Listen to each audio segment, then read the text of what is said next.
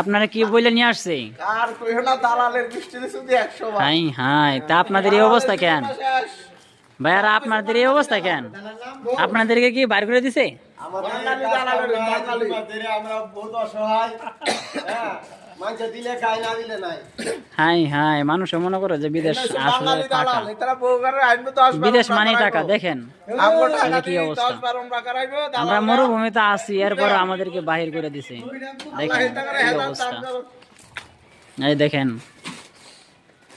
এই যে বাহির করে দিছে। এখন কোথায় যাব, কই কি করব, কোনো কিছু কেউ করতে পারতেছে না, বুঝতে পারতেছে না কোথায় যাব, আসলে শেষ ঠিকানা কোথায়।